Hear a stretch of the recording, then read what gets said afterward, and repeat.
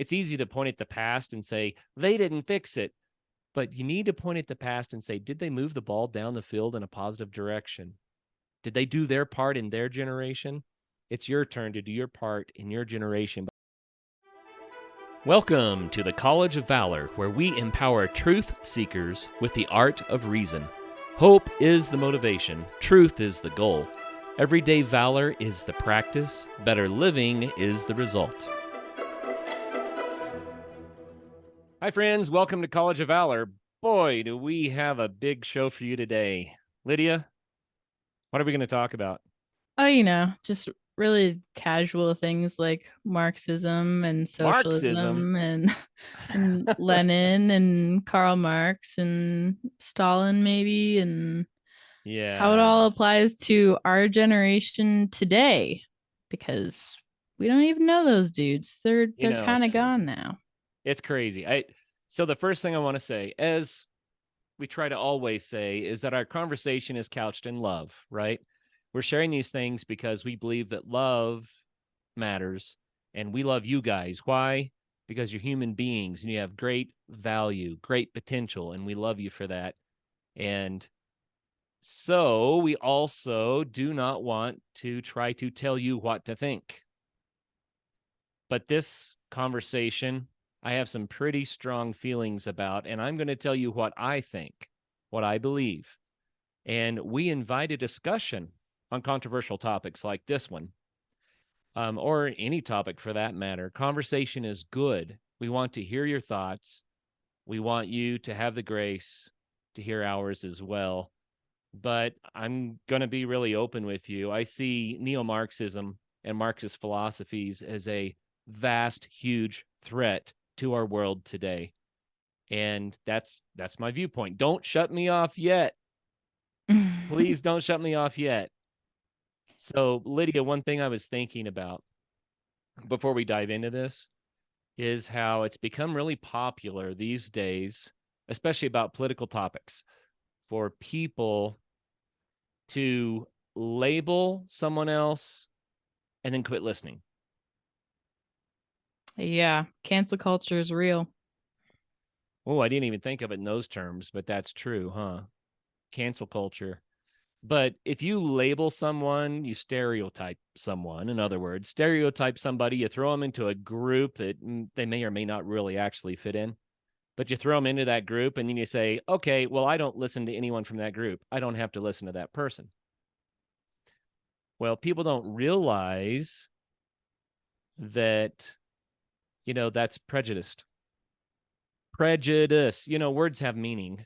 And so let's talk about the word prejudge. Oh, prejudice, prejudge. Oh, I judged without evidence. That's what prejudice is. You prejudge someone not based on evidence, on reality, but based on some preconceived ideas that you've created about that other person. That's prejudice. I think bigotry also fits whenever we do Mm, that, right? yeah. And I think these are things that we can all get on common ground on. We don't think that bigotry and prejudice and stereotyping are good. They don't help us to learn and to grow and to seek truth, right? Right. So, that said, I'm asking that you will bear with us, that you will listen to what we're going to talk about today. And this is going to be a big one. And it's a very, very important one, very controversial and very important, but it's worth hearing. And if you don't agree, that's great. I invite you to gather as much information as you can and formulate your own belief systems, right? And so we're offering you some data that you may or may not have ever heard before. So here's my goal. I am not a Marxism expert nor philosopher. I have studied Marxism a bit because I wanted to understand what it was about. And what I learned was it was interesting first, almost compelling second, and third, absolutely terrifying. So, the best lies are half true. We've Yeah. said that on the show Right. before. The best lies are half true. Really, the question I have for the listeners, the watchers right now, Lydia, is how do they know what they know? Have you actually looked into it? Have you studied it? Do you know the history? Do you know the full breadth of the philosophies that you hold to be your own? Where did that information come from? Do you think that part of what you believe might be the result of insidious propaganda? Is that possible? Maybe what I believe is the result of other insidious propaganda. But we should know that. We should recognize propaganda when we see it. And that's part of what College of Valor is about. We want everyone to build, ourselves included, to build better discernment, better thinking skills, and evaluating skills so that we don't get duped, so we're not fooled, right? Mm-hmm. And so we're using this talk about Marxism today as an example of that. But also, we want to talk about really important current events and trends and things like that on College of Valor. And Marxism is, I guess this is our first one where we've really dived in. Yeah. Yep. So, speaking of research, I've studied Marxism from a lot of different sources, but I did want to tell everyone about the YouTube video guy. His name is Ryan Chapman. Ryan Chapman. And let me tell you what I've learned about Ryan Chapman. He does research. I mean, he digs deep. And he'll say, well, I'm going to talk to you today about, and it's usually some political system or ideology. Mm-hmm. And I'll say, these are the books that I used. And I'll hold up a stack of like 12 books, nearly a foot thick. And he says, these are the ones I would recommend for you to read too, if you'd like to understand this. And then he does the most excellent summaries. And he works really, really hard to not be biased, just to provide the facts so that the watchers can make their own conclusions.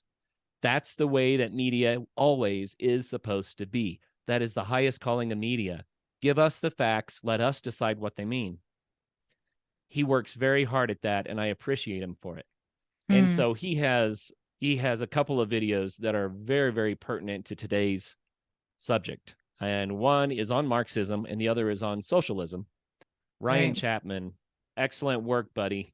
Thank you. Lydia, what do you have to say before we dive in?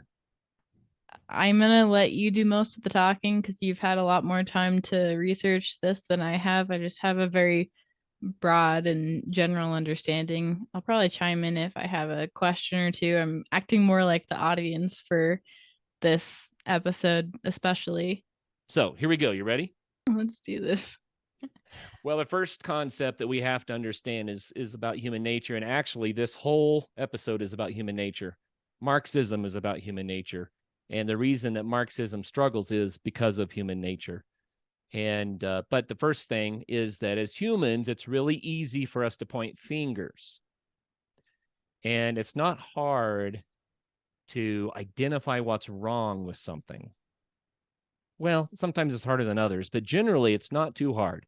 You can look at the way something's being done and you'll always have an idea. I could do it better, or someone else, or this would be better if we did it this way, or boy, the way they're doing that is just really getting in their own way.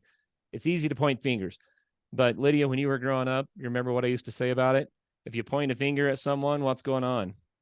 You have three pointing back at you. Right. But then I never understood where the thumb went. Like, I don't know. is the thumb supposed to? I don't know. Maybe the thumb is good. It's pointing to a higher power, which we need to understand some of these things. Well, that's what my little 6-year-old brain was wondering. Yeah. It's like, maybe there's another option too, like a way out of the situation when it's not just you and me, but then there's a third option pointing up. Well, there you go. That's pretty cool.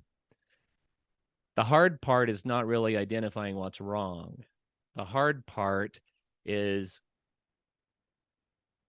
coming up with and implementing workable, viable solutions. And that is really difficult.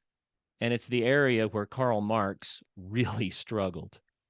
He was very good at pointing out what was wrong with the current system, not so good at solutions, as we're going to see.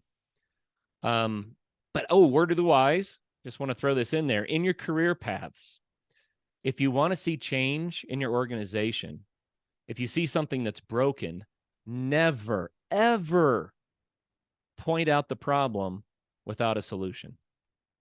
If you don't know what the solution is, you're not ready to point out the problem. Instead, always be solution oriented. And if the decision makers adopt your solution or not, doesn't really matter so much as the fact that they know that you're a problem solver, not just a naysayer. Ooh, I love that. Okay. So in That'll your career, adopt that. It's just a word to the wise. that'll bring you up in the ranks real quick because Yeah. they see Yeah. you as the go-to fix-it person. Well, and if you're in a organization that doesn't like people that try to solve problems, then you might want to consider finding a new organization. There are a lot of them out there. They're just kind of power freaks. I don't know what that's about. But if you're in one of those organizations, it's a red flag. But Mhm. that relates to much bigger systems, much bigger organizations.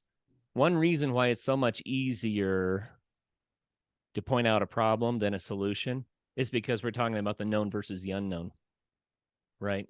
One is Oh, just yeah. looking at something. The other is using your imagination to come up with a potential future that you're not sure how it's going to turn out. So solutions are tough, right? Solutions are tough. There's another problem that I'm seeing a lot these days, and I think it's always been here. It's just, again, it's something that humans do, regretfully. But that is that it seems really popular to not only point out a problem with a system. It could be a government, it could be a school, it could be a job, a corporation, it could be the economy.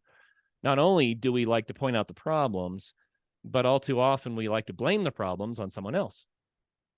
And so their ideas, their actions, their power, their age, their race, their privilege, etc., we start to blame for the problem. And that's not really fair either, because now again, we're stereotyping, right? I'm not really here to defend current systems, especially systems of government and economics right now. I have, obviously strong feelings about those things, as we all should if we've looked into it and studied it. But I am going to be speaking generally of the West and specifically of the US here when I say it's really easy to see how our current system, call it democracy or free market or whatever you want, is the worst, except for all the others. And so what I'm really saying there is there are plenty of opportunities for us to improve this world, to improve our systems, to learn and to grow and make this whole world a better place. That's a reason that you're here. That's a challenge I'm laying before you. And I think that Karl Marx in his day thought that maybe he was trying to do the same thing, make the world a better place. But he made the mistake of spending a lot of energy finding fault and not nearly enough energy finding solutions. Mm-hmm. To understand Marxism, first we have to look at the historical context, especially in Europe. Now, Karl Marx lived around the time of the industrialization or industrial revolution in Europe. But that was right after the like beginning of the end of the feudal system. So the mindset of the day was about an elite group that were taking advantage of everybody else. And to understand this, we need to talk about, I think, the feudal system a little bit first, and then we can talk about how that applied itself in the newly industrialized Europe. So the feudal system, first of all, you had lords and ladies, royal families, royalty. People were born into an upper class or a lower class. And if you were born into upper class, then you were taught, and they taught everybody else, that you were different, that your blood was not the same color, and that you had God-given rights to rule over everyone else. That was the teaching. And then everyone else meant everyone who was not in the royal family, essentially. And those people were serfs and peasants. Now, peasants might own a scrap of land. Serfs were more like slaves. They didn't own any land. Both peasants and serfs had to serve the royal families, the lords, the ladies, right? The dukes, the duchesses, all this sort of thing. And it was really a crazy system because you had the vast majority of people that were oppressed and being used by an elite group on top. They were heavily taxed. They were told what they could not do. They would be called to go to war. And remember, this is an agrarian sort of society at the time. So land is wealth because that generates food, and food generates wealth. So the more serfs and peasants you control by controlling more territory, the richer you are. So it wasn't uncommon at all for the ruling parties to declare war on each other because they wanted more territory so they could be richer. And when they declared war, then they would force the serfs and the peasants to go to war for them. King and country, glory and honor, and death, and more land for me, and less for you. That was a feudal system. It grew out of the Dark Ages, and, it was around for a very, very long time. So this is kind of in the recent historical memory for Karl Marx and the people of his day. And I would be a little annoyed by a system like that. I don't know about you, but it doesn't sound good. So then came the industrial times. And what happened here is a handful of industrialists, probably similar to the lords and ladies, had enough money and wherewithal to build factories. And then they put people to work. And people worked extraordinarily long hours and died young often because the work conditions were so horrible. And they kept on working harder and harder and harder so that the industrialists who owned everything got richer and richer and richer. And according to people like Marx, the idea is that if you were an industrialist, you believed that you wanted people to work for the least amount of money possible and to be maximally productive, meaning long hours, hard work. If you were a worker, then you probably felt pretty oppressed by that regime. And maybe in the back of your mind, you were thinking things like, man, I'm barely making ends meet. I wish they'd pay us a little bit better. We need more money. And holy cow, I'm exhausted. I don't want to work this many hours. So Karl Marx saw this situation and he kind of spoke of it in terms of property. So let me rewind just a little bit. Property was wealth for the royal families, right? And from that property, they controlled everybody and became rich. When it was industrialized, then Karl Marx changed the definition of property just a little bit. He said property is what you form with your own hands, like a cobbler would make a shoe or a tailor would make a suit. These were the tailors or the cobblers' property because they had made something out of raw materials that had value and they owned it. But in the industrialized Europe, the property ownership on that level had been lost. If you worked in a clothing factory on an assembly line, you weren't making a suit anymore. You were doing certain stitches and passing it to the next person to do the other stitches. And at the end of the line, the owner of the factory owned the property. See how that works? So the property was taken away from the people and once again was given to the elite. And that meant that the people had to work for bad wages and didn't get the benefit of the property they had created. So far, I like Karl Marx a lot. What do you think of that, Lydia? Yeah, in the initial stages, Marxism is really appealing because it's taking all of these people that are, starving and they don't have the basic human needs of just, food and shelter, and they're really, really struggling. And so Karl Marx saw that and he said, that's not right. People should be able to own what they make. They should be able to have their own property. If they're actually creating something, then they should own that thing. So in the initial stages, Marxism is, it doesn't look too shabby because it seems like it's saving people from death and destruction. Yeah. And so Karl Marx kind of summarized this by creating labels for the class system as he saw it. And this is where most people in classical Marxism start to go, oh, now what is that? I can't remember the name. What was that? So the two labels are the bourgeoisie. People pronounce it different ways, and I'm not French, so I'm just going to say bourgeoisie, and the proletariat. If you think about the proletariat, think about P for people, right? Proletariat are the masses, the people, the workers, Peasants. the peasants, right? And the bourgeoisie, well, that's a fancy French word that sounds all royal. So Those are that's the bougie people. the bougie, that's where that comes from. Exactly. Those are the elite that own everything and everybody. So Karl Marx was opposed to the class system.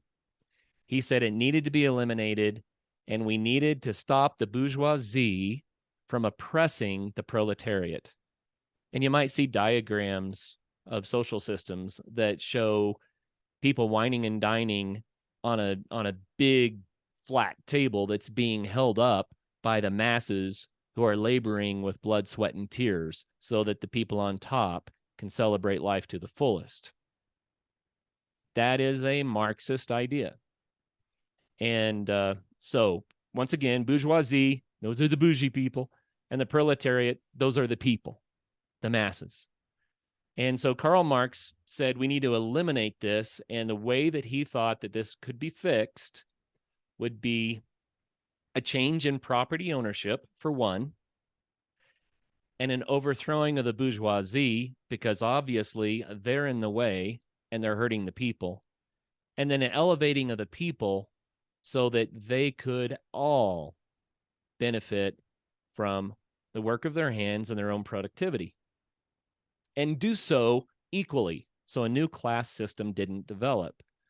So at this point, it almost still sounds good, because now we're talking about helping the people, sort of. But it begins to fall apart.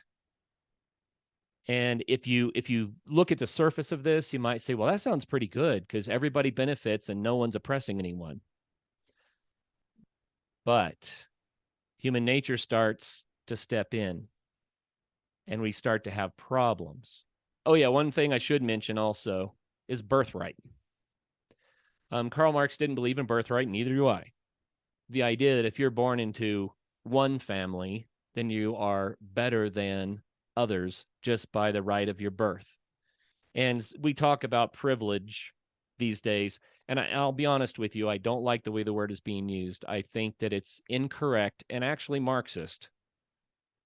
But people talk about the privilege of being born into the West versus a developing country, or the privilege of being born with a certain skin color in a certain society or culture.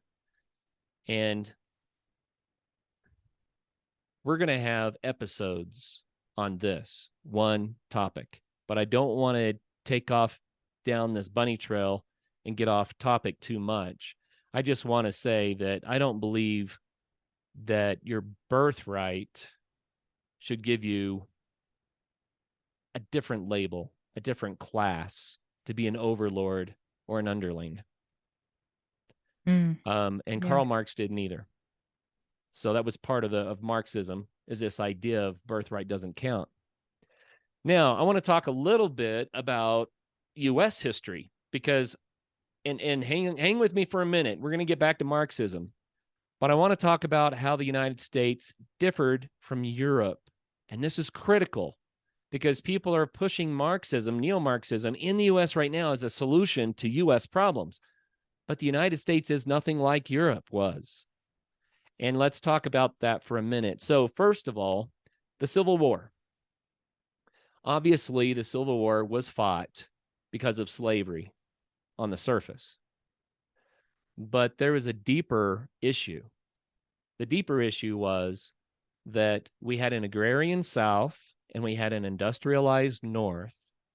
And in the North, people had lots and lots of opportunity, and industrialization was being done in a better way, I think. But industrialization was beginning to build wealth for the North.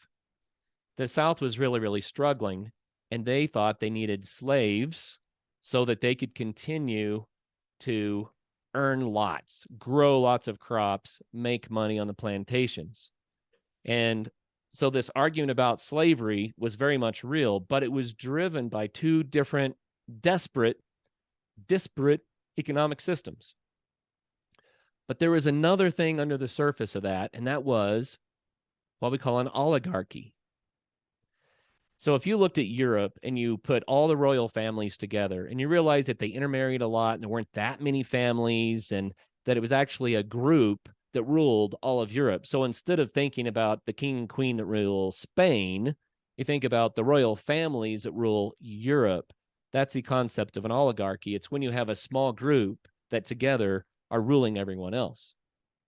And when the North looked at the South, they saw wealthy plantation owners who were the oligarchy that were ruling everyone else, the slaves and the people that didn't own land. And so there is a political agenda that the North saw that the South had. And they said, wait a minute, the United States of America was formed to get away from oligarchies. And the South is setting up oligarchies all over again. It must stop. So it wasn't just slavery. What I'm trying to illustrate here is that the United States, from the beginning, was against the bourgeoisie. They were for the proletariat. The Declaration of the Independence, that all humans are created equal and we have the right to life, liberty, and the pursuit of happiness. That is an anti-bourgeoisie statement. That is a pro-proletariat statement, and the United States was built on that from the beginning. One other thing I want to point out are the three branches of government in the United States. So we have the executive branch, the judicial branch, and the legislative branch. Why did we set that up in the Constitution in the first place? Think about it. They're equal branches in power, and they have checks and balances against each other. Checks and balances being the key word. Why? Because the United States didn't want a king and queen ruling over them.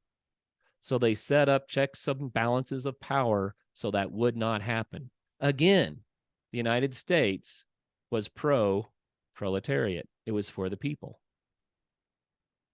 We see it from the founding fathers all the way forward. And so contrast that in your mind, that system, with what had been going on in Europe. Now, there are parallels.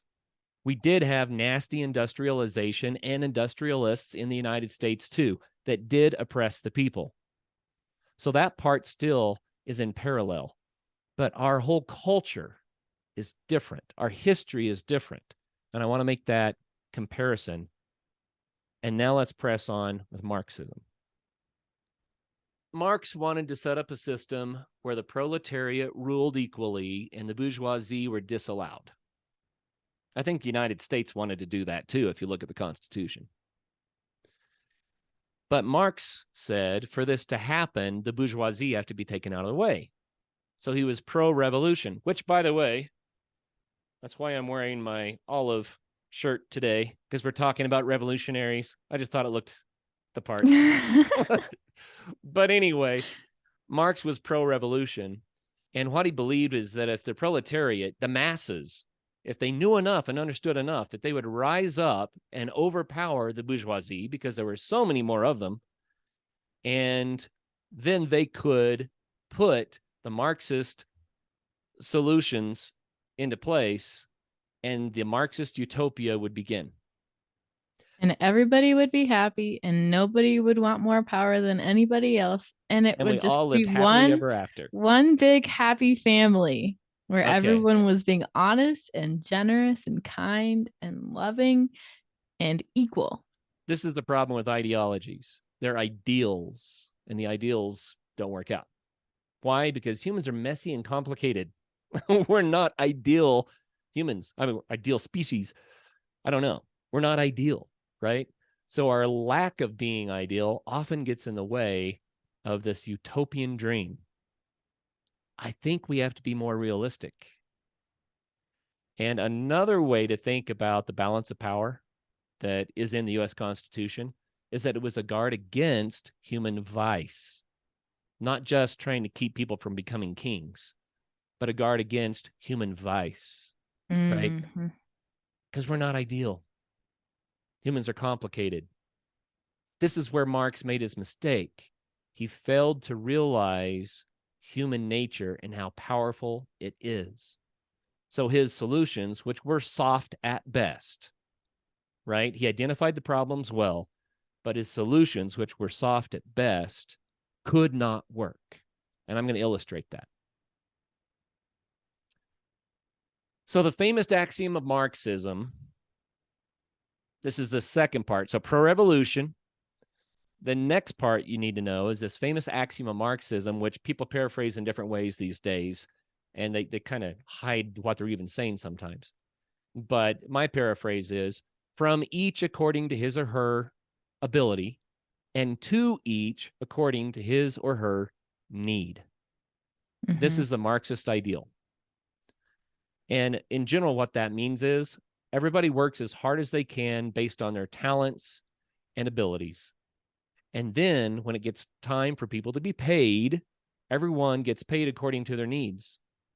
So a single smart dude who's a hard worker can produce enough wealth to feed an impoverished family so they're no longer impoverished.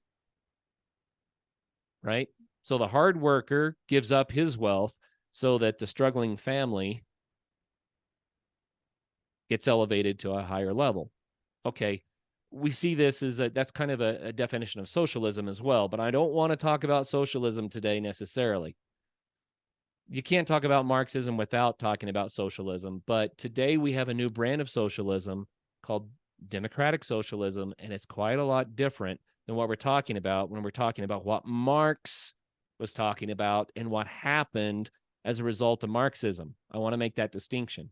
This is where the conflict between human nature and the Marxist philosophy, that conflict starts to rear its ugly head. I want to talk about history for a minute.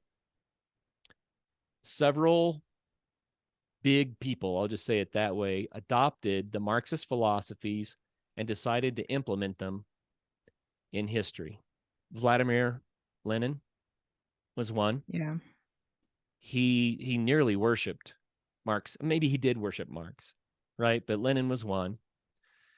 In China, it was Mao Zedong. In Cambodia, it was Pol Pot. That's just 3 examples.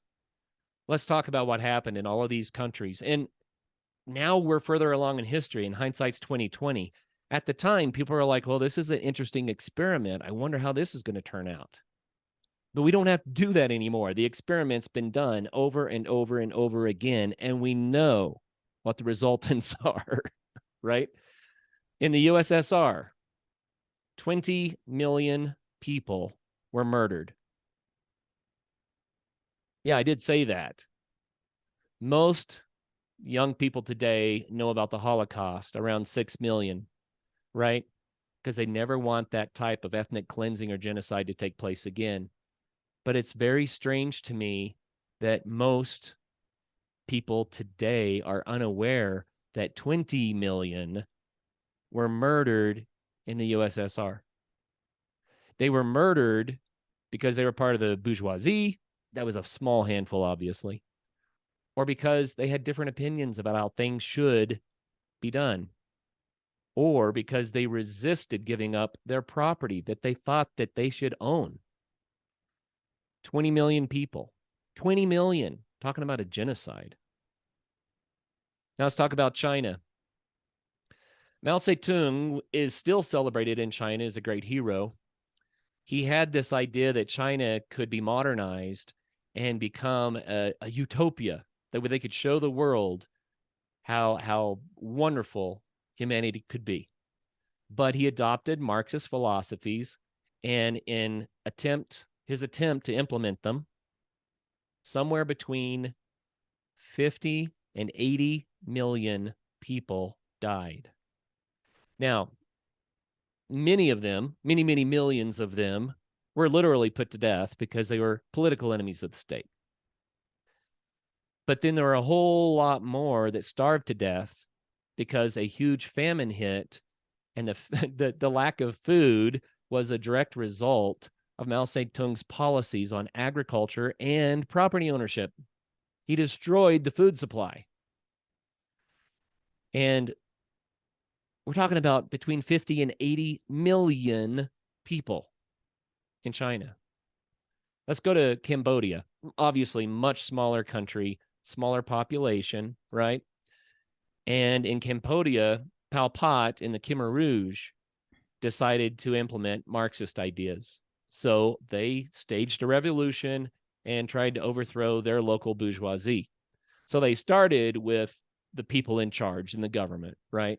And then they worked their way down to intellects, people that thought that they should be in charge, and then people that were well educated, like doctors and lawyers and engineers. And then they just kept going down the list deeper and deeper and deeper to try to set up a utopian agrarian society without the bourgeoisie. They murdered a full 25% of their population. And in the end, they destroyed the intelligence of their country, which left it impoverished and in horrible, horrible situation.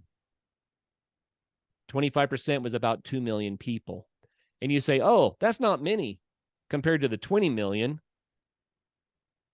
But hey, it's 25% of the country. 25% of the people that fell under the destruction of Marxism. So let's add it all up. Marxism failed miserably historically and internationally in a variety of cultures, in a variety of places. Everywhere it was tried, it failed. And about 100 million people died as a result. Not a great success story. I don't know if you knew that. Hopefully you did. If you didn't, it's true. It's true. Now, neo-Marxists will make the claim, yeah, but they strayed from the true tenets of Marxism. True Marxism has never been properly implemented. That's what you'll hear from a neo-Marxist. But I'm going to make the assertion, and this is where my opinion starts to come in pretty strongly. I'm going to make the assertion that it cannot be properly implemented. Can't happen. And let me give an example as to why, a couple of examples, but maybe the easiest one will be the USSR, the Soviet Union. And the reason is because in the West, we tend to track with that culture a little bit more. So I think it'd be the most familiar to us, probably because of the Cold War, right? So Vladimir Lenin, whenever he saw what was going on in Russia, they had an opportunity to kind of revolutionize the government, and Lenin became a huge, huge fan of Marx. And so he expected that the proletariat, the people of Russia, would rise up and claim the power that was due to them and set up a system where there was no class and where all property and ownership was spread through the population, and it would be a utopia. And so that was his message initially. But Except then he the noticed people needed to be led by the person on top because they weren't intelligent enough to know that. Yeah, Lenin said, they're not doing it. Where's our revolution? And so he concluded with what Lydia just said. Oh, these peasants aren't smart enough. I'm going to have to teach them by leading them. But I'm not the bourgeoisie. No, he's not the bourgeoisie. He's going to tear down the bourgeoisie. Okay, you see the problem that's starting to develop? This is what happens when you try to implement Marxism repeatedly, over and over and over again. You get a small group of people who want to save all the masses, and then they murder them all. So that's what Lenin went on to do. It's funny because, Lenin decided there must be one to rule them all, right? He just defined himself as the bourgeoisie, and so doing it. But of course, one is not enough to implement this, so he had to create a political party called the Bolsheviks. And you maybe have heard of the Bolshevik Revolution. And from that, eventually, came the Soviet Union and the USSR. Mm-hmm. And so Lenin, I mean, this is just so crazy to me. Lenin was going to save the people. He wanted the people to go through the revolution. But when they didn't do it, he decided to take over. and it said they were too stupid. And then the Bolsheviks joined ranks together, and the revolution happened. Communism was put into place. And some people refer to what happened with Lenin as Lenin Marxism, showing it as his unique style of Marxism. Clearly, it failed. I mean, the Soviet Union lasted for about 70 years. They murdered 20 million of their own people. And in the end, they collapsed because of economic problems. And I'm now going to tell you why these systems collapse because of economic problems. It's the second part of human nature that gets in the way of Marxism. Marxism fails at the proletariat level, not just because the revolution doesn't happen, but because people don't like the idea of this, primary tenet of Marxism, which is from each according to his or her ability and to each according to his or her need. It sounds generous. It sounds balancing. Some people would say that it's I don't know, that it's moral, right? Hmm. Some people would say that it's moral. I would challenge you guys to watch kindergartners when there is one toy. Exactly. And the problem is that human nature continues as people get older. I mean, we mature in a lot of ways, but I'm not sure we ever get over that one. You say, yeah, but that was elementary school. Surely we get past that. No, we don't.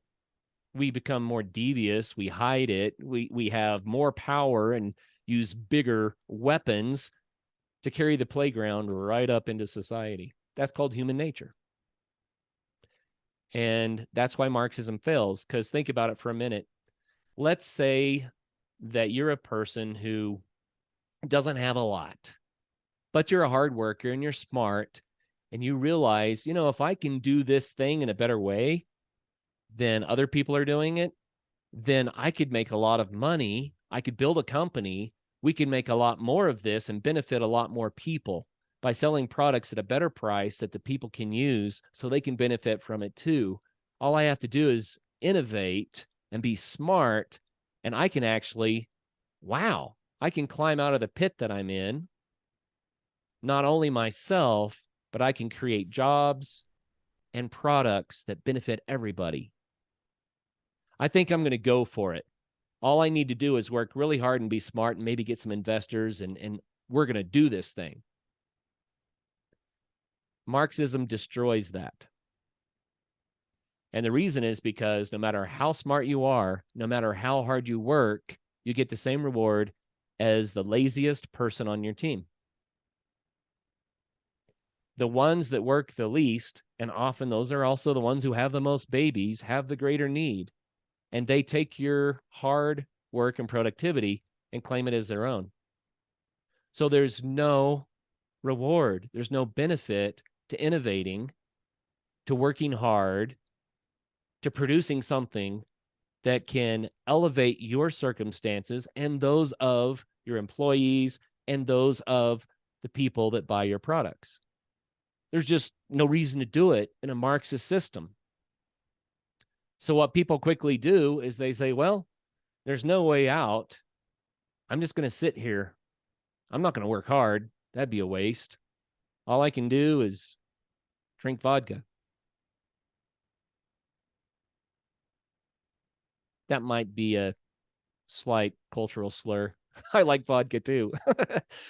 But I don't mean it that way. What I mean is that people really become extremely undermotivated.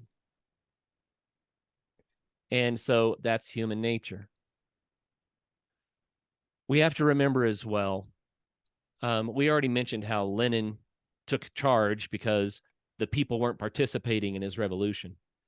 But what we also have to remember, this is very important. It's well established now, somewhere between 1% and 5%. It's usually closer to 1% to 2% of humanity are sociopaths and psychopaths. And they're highly functioning, which means they know how to hide it. But they are very often really enchanted by megalomania. And Lydia says, what's megalomania? What's megalomania? That is the idea that they love power. They love to be in charge. They love to tell people how they should live their lives and to be obeyed. That's megalomania.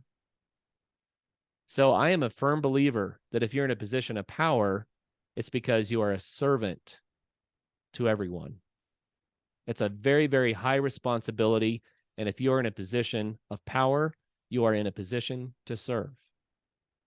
But if you want to be in power to lord over people and get your jollies by telling people where to go and what to do and making them do it, then you're a megalomaniac.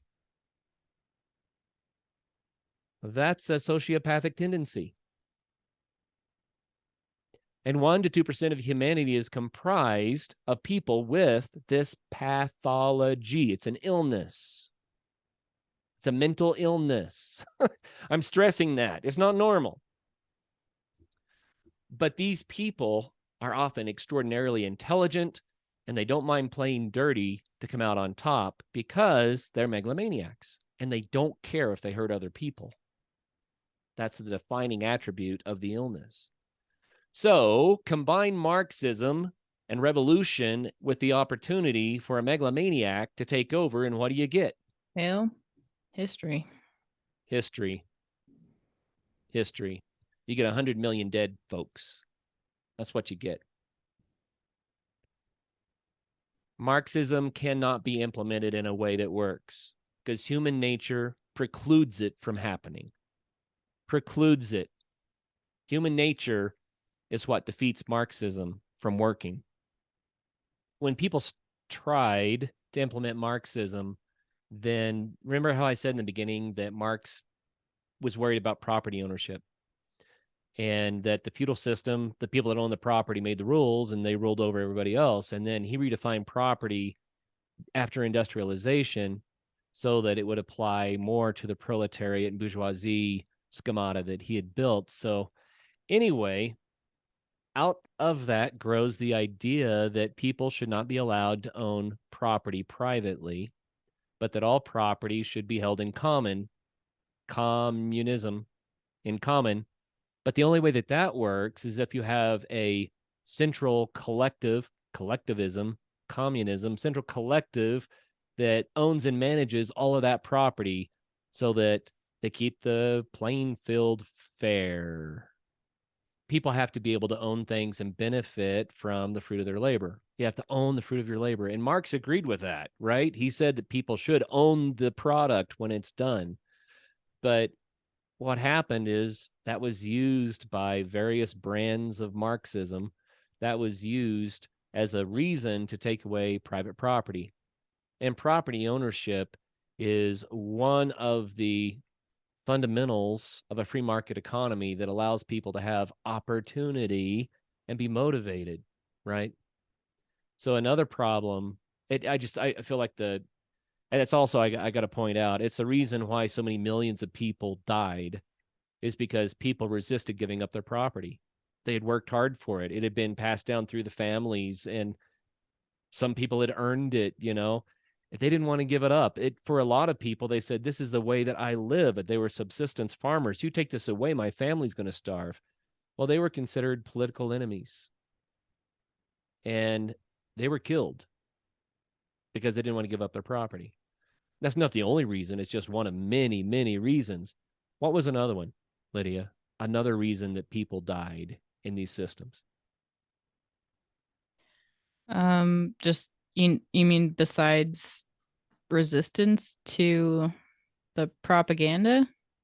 That's what I'm talking about. They didn't buy into the propaganda.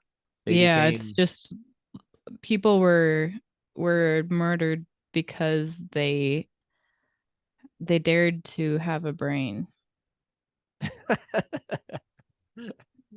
yeah, they dared to think an independent thought. They chose not to worship Lenin. Lenin and the Bolsheviks and Mao Zedong. KGB. Right. I mean, the thought police were very real, people.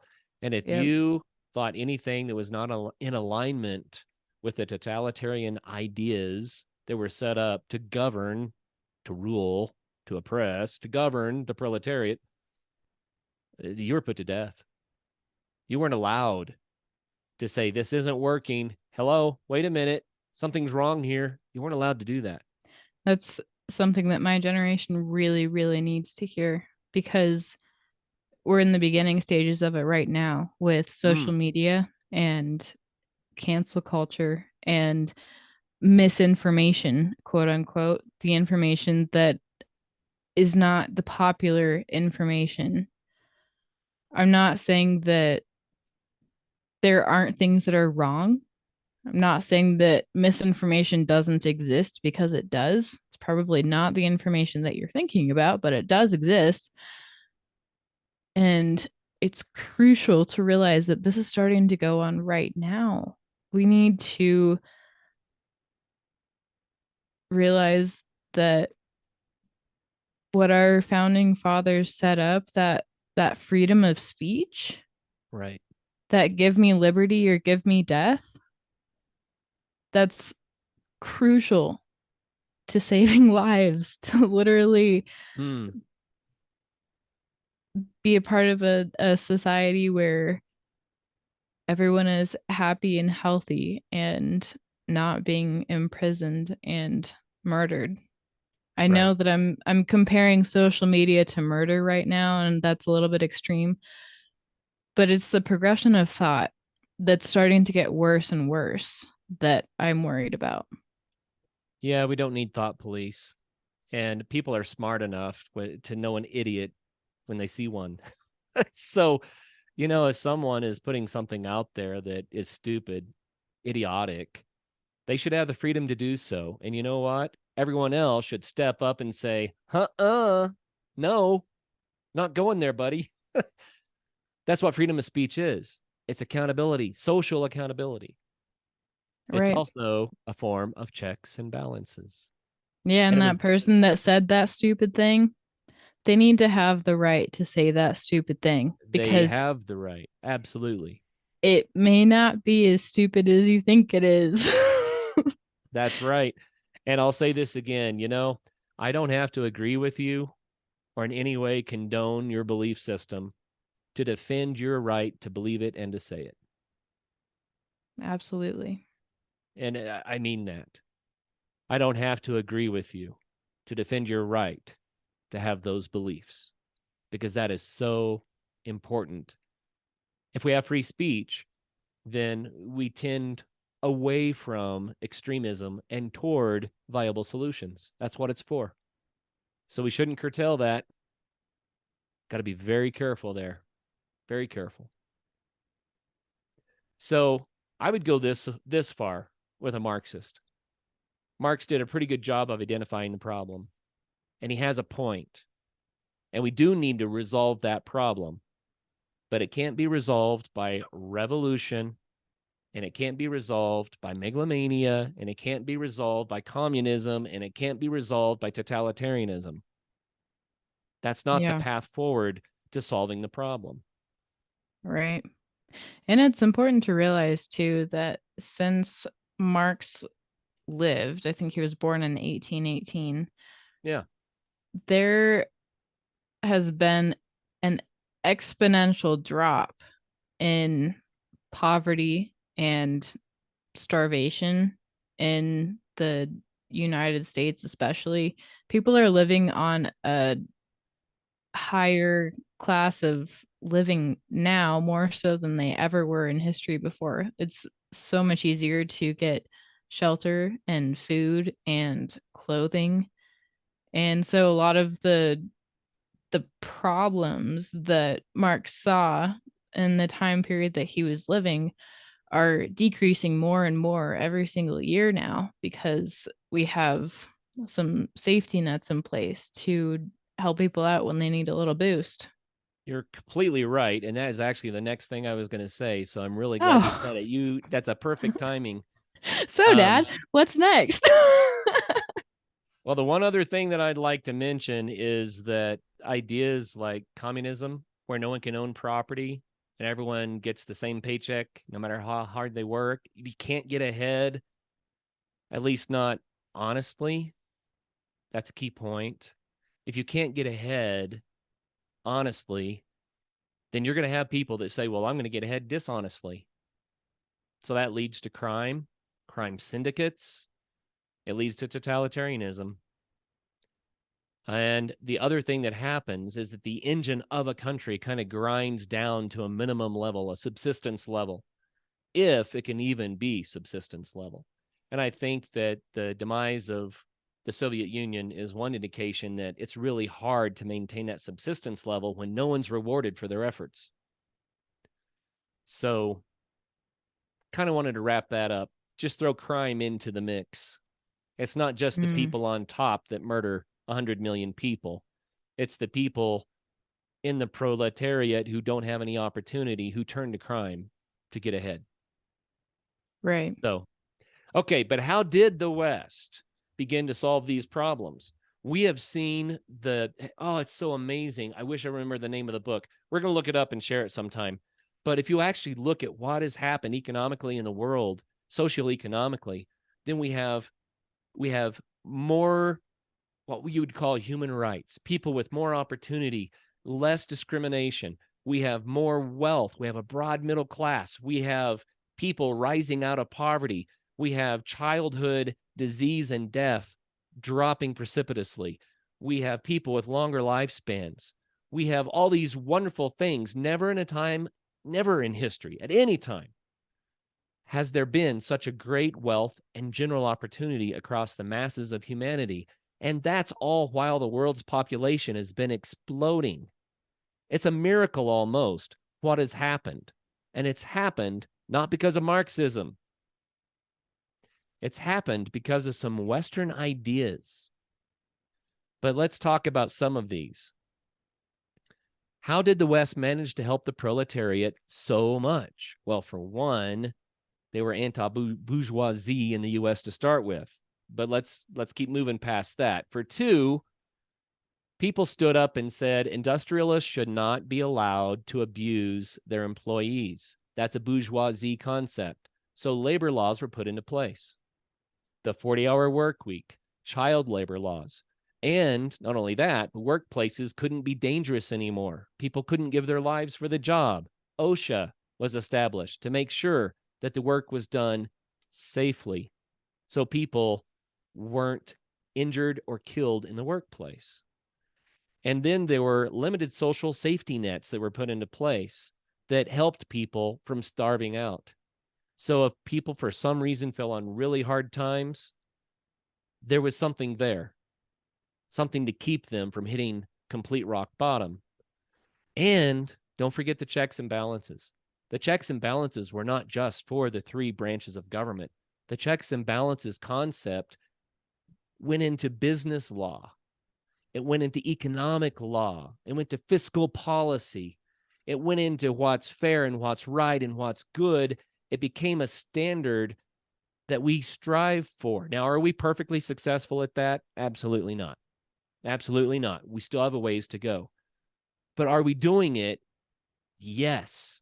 And we're doing it without the failures of Marxism. And that's what Karl Marx didn't realize. The other thing. First, he didn't realize that human nature would totally preclude his ideas from ever working. Second, he didn't realize that reasonable regulation and opportunity could lift a society and eliminate the problems that he was seeing around him with the bourgeoisie and the proletariat. Now, are we done? Have we gone enough? Have we won the battle against the few oppressing the many? And the answer, of course, is no. And the reason, of course, is because 1 to 2% of our society are megalomaniac sociopaths and psychopaths. And they're always going to be with us. They will always be with us. So what do we have to do? We have to make sure that they can't abuse people. And that's a high calling. Maybe that's a calling that you would like to adopt for your life, is figuring out ways to legally and kindly help these mentally ill people so they don't hurt others. Right. Yep. So, man, I got on my high horse there, but I also want to talk a little bit about what capitalism did, because Marx was an anti-capitalist, because capitalism in his day was this bourgeoisie system that we already described. The capitalists were the industrialists who are abusing everybody else. Okay. So that was the idea of capitalism, and that's what made him an anti-capitalist. Now, anybody who feels oppressed or wants to overthrow the status quo regime, whoever's in charge, Marxism has some appeal because it's pro-revolution, and they use it as an excuse. They say, look at these great ideas. Let's overthrow XYZ. I'm going to hesitate right here. I started to start naming names, political organizations, movements that are doing just that. I'm going to hesitate from naming names right now, but I think that if you do a little research and you have your eyes wide open, you can begin to see it for yourself.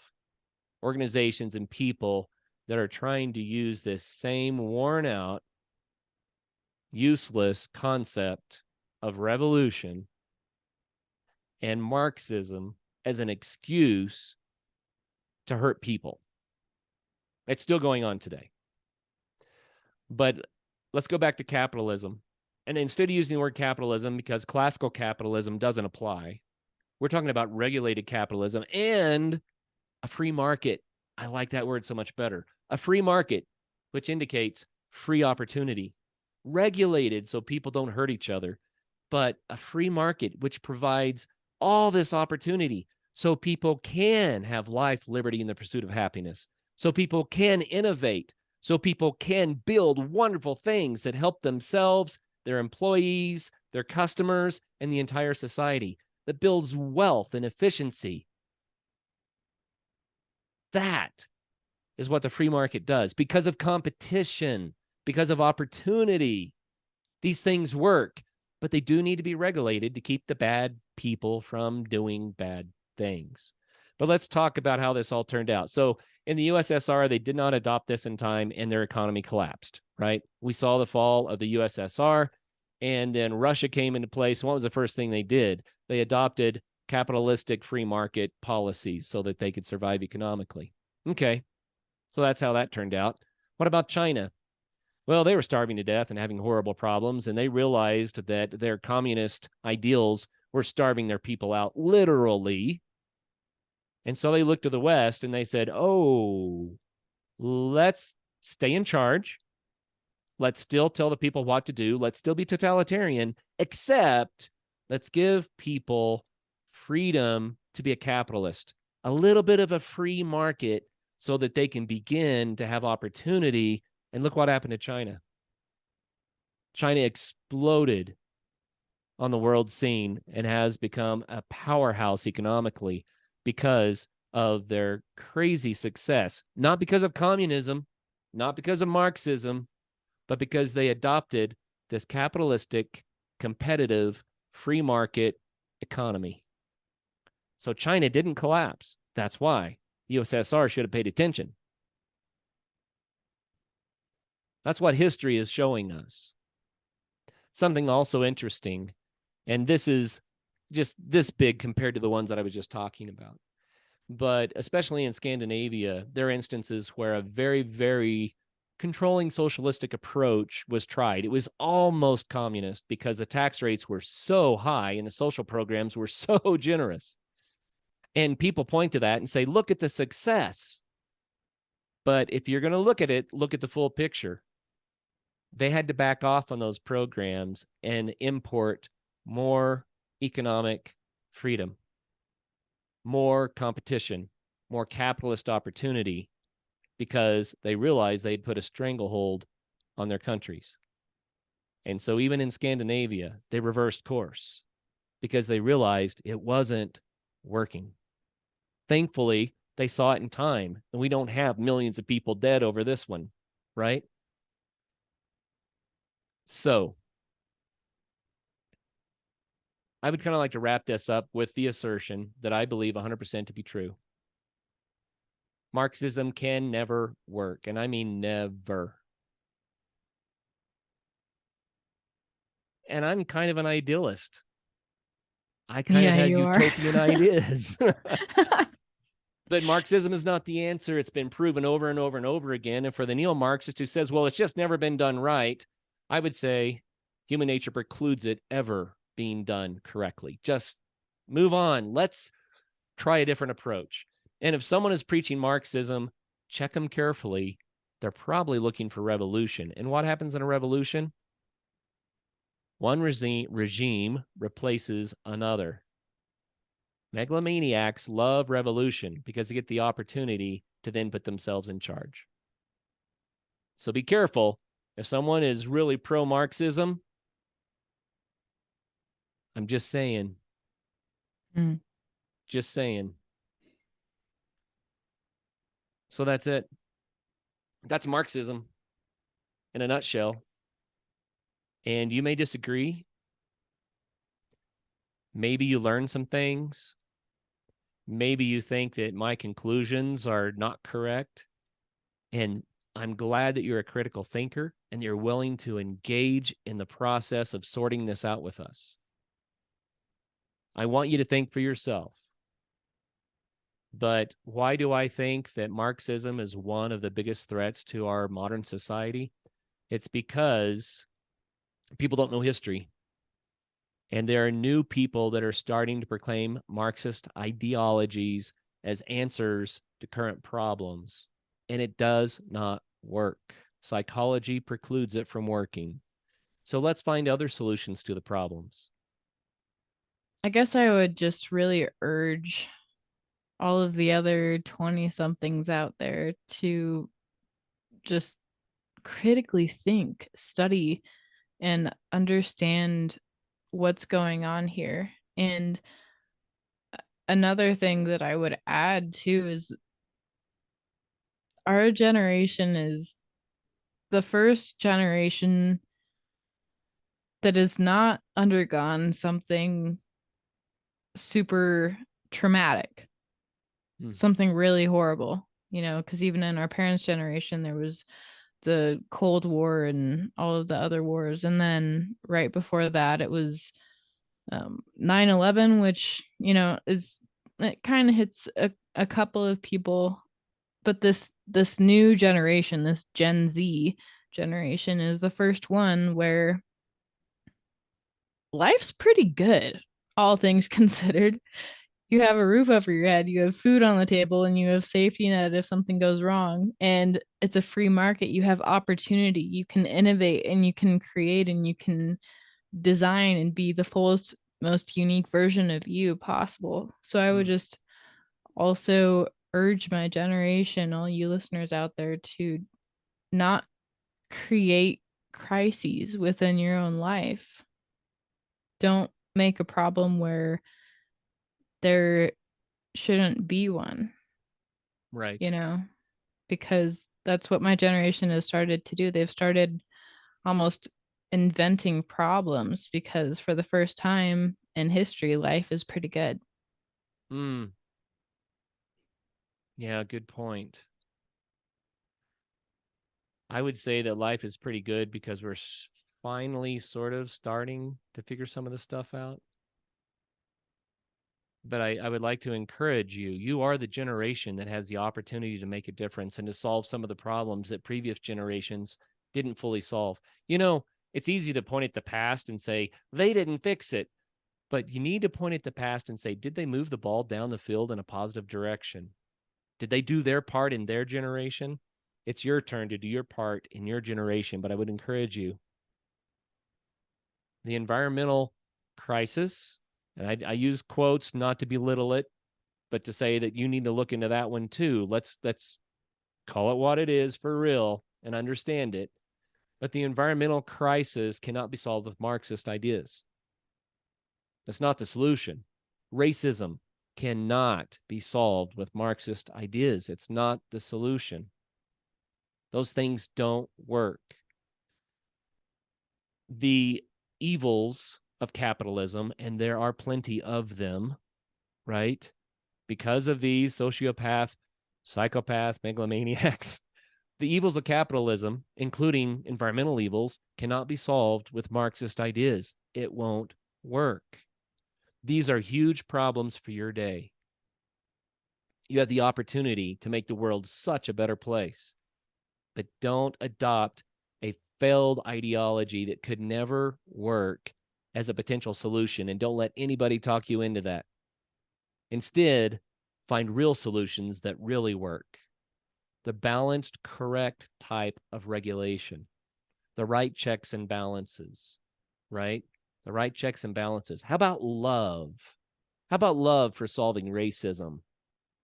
I like that one a lot. How about love? Maybe I am a utopian. Regardless, there are many solutions out there for the problems that we're facing. The economic problems, that's another one. Marxism is not one of them. Just doesn't work. Yep. All right. Well, you guys, thank you so much for listening in. Hopefully, we gave you some food for thought. Maybe you learned something new, and we would love to talk with you more about this and discuss more about what your perspective is, and maybe, contribute something that we didn't think of yet. Leave comments, give us a thumbs up, subscribe. Everyone always says that, but there's a reason. We're trying to reach people, to help people, because we love you guys. And if you feel like there's some worthwhile ideas to consider here, then share it with others. Let them know there's a place that they can go to hear a different perspective, maybe, or get information that will help them to polish their own perspective in some way. So please do that so that we can help more people. And then let us know where we're messing up. That's what the comments are for.